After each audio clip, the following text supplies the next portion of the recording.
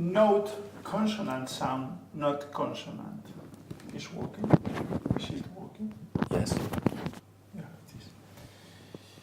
Note that the silent letter R rule does not apply before consonant sounds. Just 1 second. But if a consonant follows a letter R that is pronounced like a vowel or combined vowel sound, diphthong or triphthong, as may be the case for the letter Y after the letter R, then you do pronounce the sound A. So the words berries and berry, cried and crying all have the R sound. Okay. So, okay. Slightly complicating things. Okay. Cried. Why do you pronounce the Because R it's in before- cried? It's before a vowel. Okay. And why do you pronounce the R, double R, in berries? Berries, because it is before the diphthong. It's not a diphthong. It's got 2 vowels, but it's just an E, berries. It's not a diphthong, it's E, as in piña colada. Just because it has 2 letters, it doesn't mean it's a diphthong. It's a diphthong when it's got 2 sounds. As in tone, it's just O, but it's the letter O, but it's the diphthong O, okay? Whereas here, you've got IE, but it's just simply pronounced E, berries. Okay, then why have you got the R pronounced before in berry and in crying? Why is that?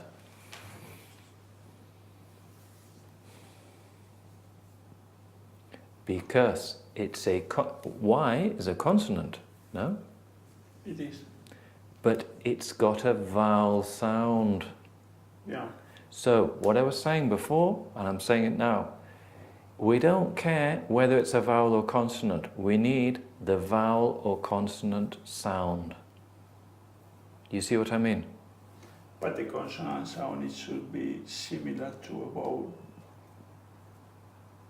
And here, the consonant Y sounds as a vowel. Because look, cried and crying, in this case it's a diphthong, but it starts with a vowel sound. Look, berry is an E, and berries Berries. is both. So if I take away the S, look, berry and berry, it's the same. You see what I mean? You pronounce them the same. In both cases, you pronounce the R because you're looking for the vowel sound. Okay. So Y is technically a consonant, but it has a vowel sound. The other thing I would just make a note at the beginning. You should write that before a consonant sounds like a vowel. So what I put, look, a vowel sound before a vowel sound, or a vowel sound, or a consonant sound. Look how I wrote it. I didn't write consonant, I wrote consonant sound. Okay?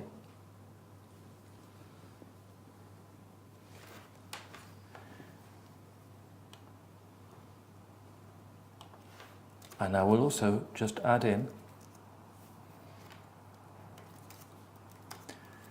or letter R or double letter R as, because the same rule applies to the letter R as it does a single letter R. It's the same, huh?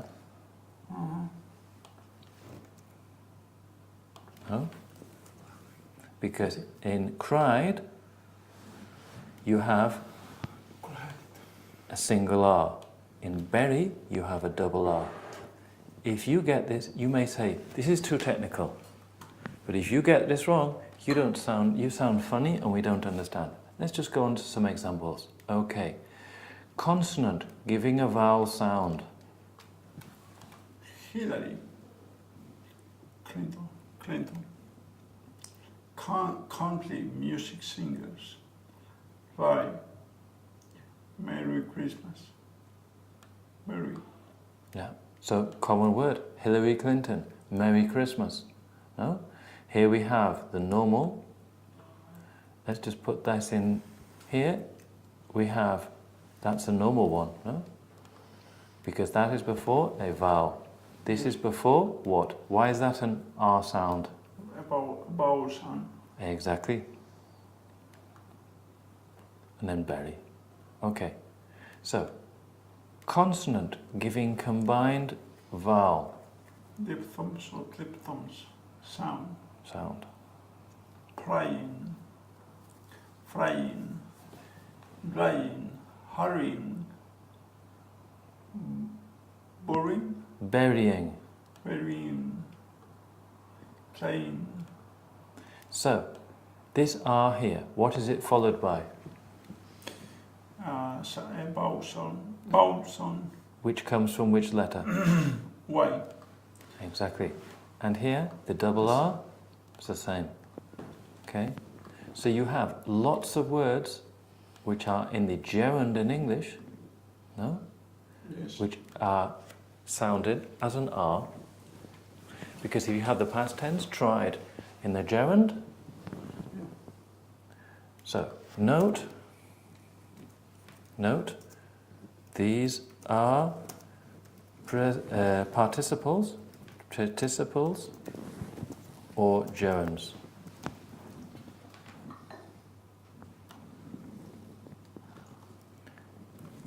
Used in present or past continuous. E.g., I am trying to do it, or he was prying in my affairs. Okay? You can hear me. Just 1 second. Read this. Note, these are participles or gerunds used in present or past continuous. For example, Continuous. For example, I'm trying to do, or he was prying in my affairs. and here, do you pronounce the R? Affairs. Do you pronounce it? No. Why? Affairs. What's the rule?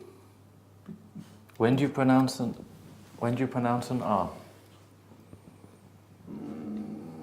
Come on. Before a consonant. You pronounce an R before a vowel or a vowel sound. You pronounce, but you don't Or a pronounce. diphthong. When do you not pronounce At the an end. R? At the end of the word or before a consonant sound? Oh, maybe I should be doing exams with you and then we can have an assessment. No? We do an exam and we see how many you get. No? Yeah. Okay, so now we get on to more casual speech, okay? Joining words together. Not casual, but more spoken English. The rule also works to join words together. For example, consider the word mother. We normally would not pronounce the letter A because it is at the end of the word. Okay. If you're writing English, you write it is. But if you're speaking English, how do you say it? What? It's. Where is it? It's. Yeah. So even if you see it is, when you're speaking, I want you to practice the contraction. Okay. Do you remember with Okay. it's? It's at the end of the word. Mm-hmm. However, it's a vowel sound begins the next word. Huh? We may pronounce it. We pronounce. If we may pronounce if we joins the word. If we join the words. Some examples. Because what I'm saying is, if you just have mother at the end of the word, you don't pronounce it because it's the end of the word. But if you're joining the words together, like instead of it is, but it's, no? You're joining the words together as we do in spoken English. You may join this R to the following vowel sound. So if a word ends in a consonant and the next word begins in a vowel sound, you join them together. Let me just write that in. Remember, normally we join a word ending in a consonant sound to the next word starting in a vowel sound in spoken English, to give our sentences more flow. To do this will help you flow too. Okay, so mother and daughter. Mother and daughter. Mother and daughter. Because look, imagine it's not at the end of a word because you're joining it to the next word. Mother and daughter. Mother and daughter. A Madrid weather app. A Madrid weather. Weather app. Weather app. Because it's in a chunk. No? Yeah.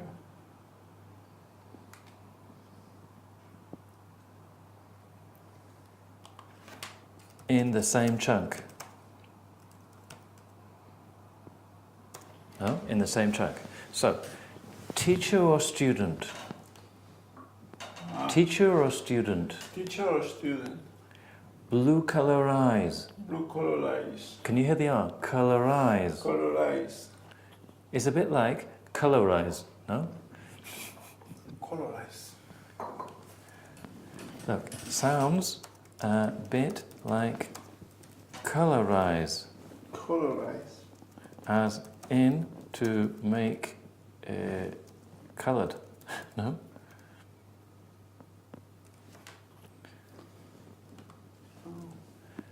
Colorize.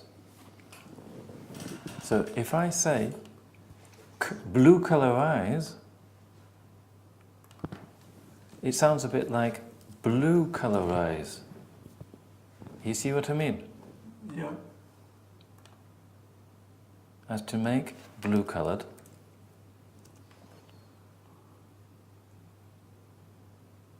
Huh? Mother or daughter? Listen, mother or daughter? Mother and daughter. Mother and daughter. Mother and daughter. Oh, so we can have teacher or student. Teacher or student. Teacher. Teacher or student. Teacher or student. Bigger arms. Bigger arms. Bigger arms. Better answers. But there, you didn't do it in the same chunk. You split your chunk. Better. I'm making it go together. Better answers. Better answers. Better answers. Better answers. So what we're doing is making you flow. The R may effectively move on to the beginning of the next word. So, here then we have.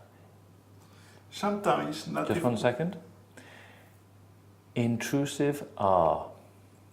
Sometimes native speakers may join words together with an R.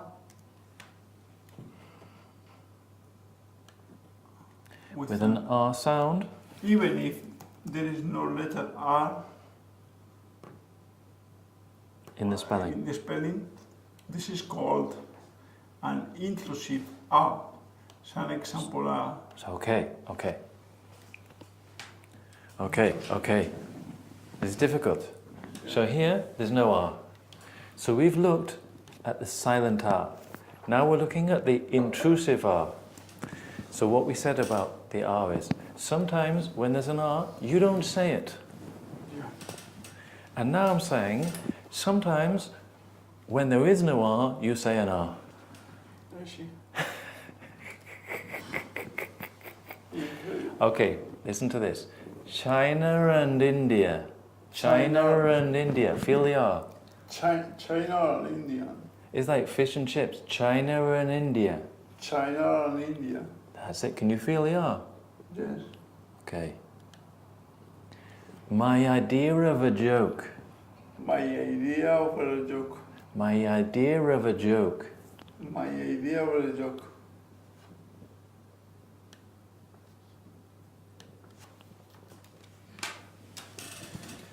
This can occur when a schwa appears at the end of a word that does not emit the letter R, followed by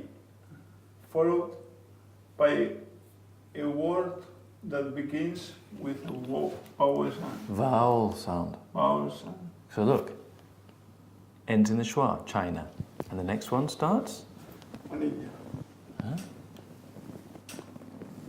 So we can make another one with or, no?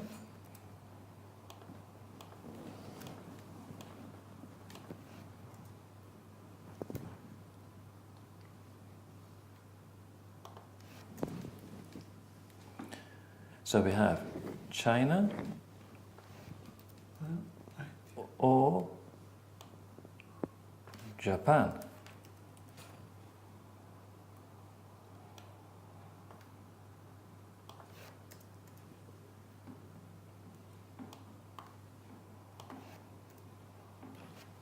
We just got another example.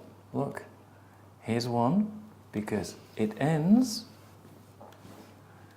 in an R sound and the next word starts with a vowel sound. Heard it. And here we've got another one. Posher or older fashioned.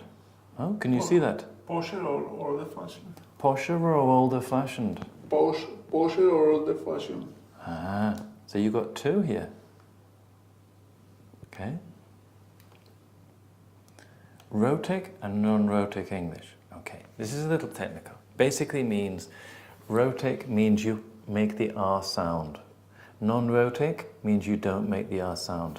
In British English, these are the British English rules, the normal English rules for normal English, standard English, RP, okay? In American, they basically, if you see an R, you say an R. Whereas in standard English, you only use the R sound before a vowel sound or diphthong sound, no? Yes. In the word, or if you join in the next word, okay? And you don't make the vowel sound, R, you don't make the sound the R when? Yeah. When it's at the end of a word, you're not joining anything to, or when it's followed by a consonant. Repeat that. What I just said. When do you make the R sound in English? Before the vowel, or before diphthongs and diphthongs. And silent is at the end of the word or before the consonant. And if you join in the next word, what happens? You pronounce. If it starts with a vowel. Okay. If it starts with a vowel sound, if it starts with a consonant sound, you don't pronounce it. Yeah. Okay. So, I will send you this after the class. Because I have a call at 7 o'clock. Okay, so you have to go. Yeah, I have to go.